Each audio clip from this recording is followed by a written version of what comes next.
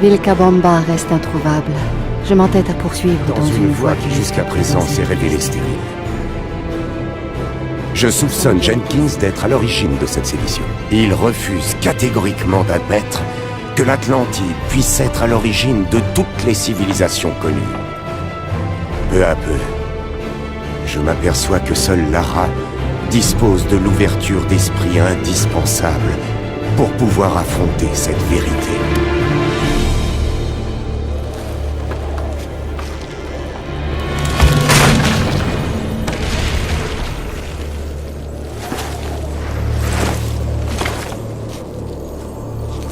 ¡Lo siento! No traje bastante cuerda. Ce n'est rien. Je trouverai un autre chemin.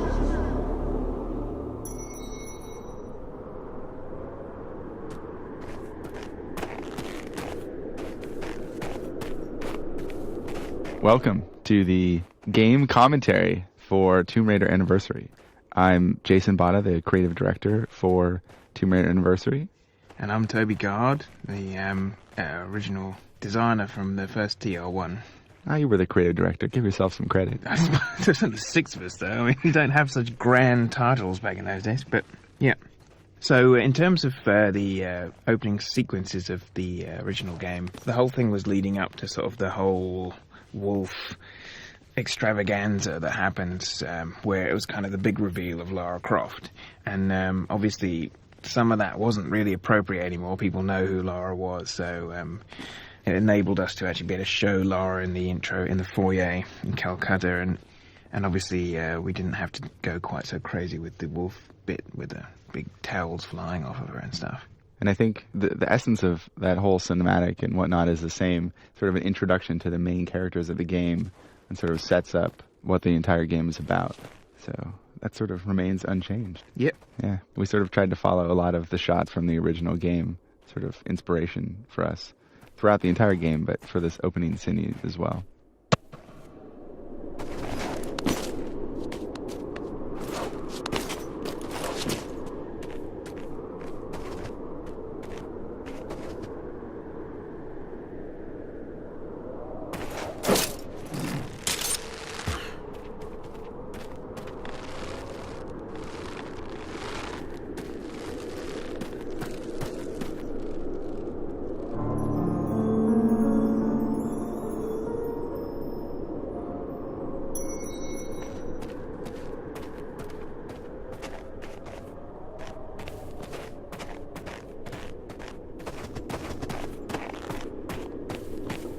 Oh, allí estás.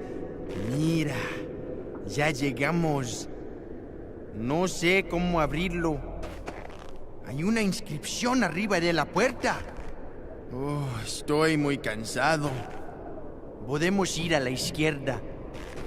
Solo soy el guía. Oh, allí estás. Mira, ya llegamos.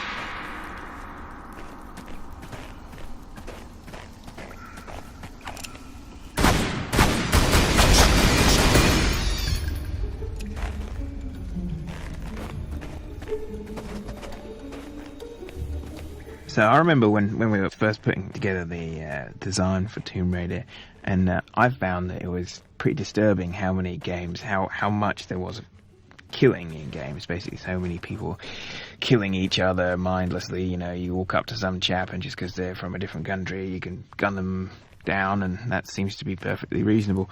So in TR1, I felt like, apart from the fact that I didn't think we could do very good humans at the time, like other human enemies, it seemed to me like a much nicer thing to do, to have the enemies be animals, sort of, you know, vicious animals like bats and rats and things. Which is ironic because I think now most people would consider killing animals way crueler than killing people. It is, yeah. I mean, pretty much, yeah, the worst thing about it is, of course, they're all endangered species. None of this occurred to me at the time. To be honest with you, I just thought, great, we're not killing humans hardly at all. What a great selling point. When we redid it, we went and we looked at the animals in TR1, and they weren't very mean looking, which made killing them even worse. I remember my teddy bear model was very cute. That's right. So we consciously tried to sort of go back and make the animals much more vicious this time around, so you didn't feel so bad about killing them. You could maybe only lose about an hour of sleep instead of all night.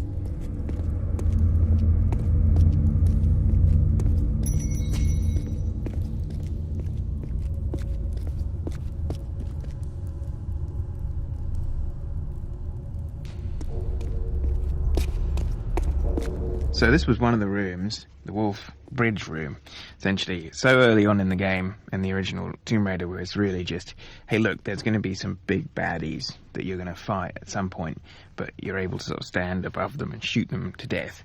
Lara's so mean. Yeah, well, or you could just leave them alone, I suppose.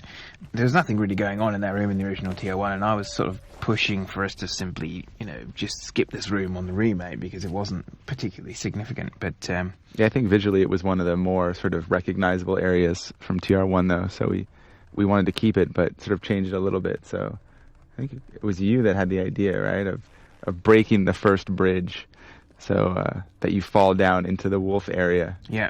So really, basically, make life difficult for the animal lovers.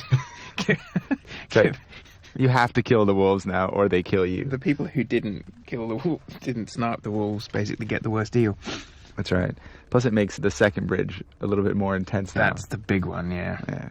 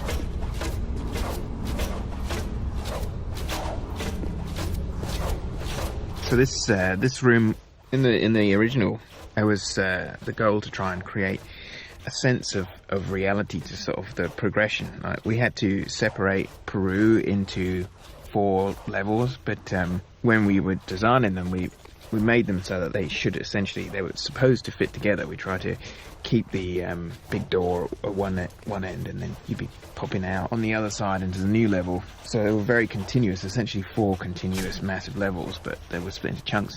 One of the improvements is that actually happens now seamlessly, so you carry on through it, and it's a little easier that way to be able to tell what some of the areas were supposed to be. And this particular area was supposed to be essentially a fortified entrance to their city, whereby you've got arrow areas, these sloped walls, and then holes for people to be able to, I don't know what they do, chuck rocks at people or throw stones or call them names and stuff, leading to the actual main entrance. Right, it was sort of the last fortitude of the Vilcabambans against the invading Spaniards. Spanish. That's right. And originally you came in sort of up top in one of the side areas and sort of worked your way around. But we felt that we really wanted to make the players play the route of the Spanish invaders, since that's essentially what Lara is. She's sort of coming in and going into the home of the natives here. So we wanted to make her run the gauntlet down the center.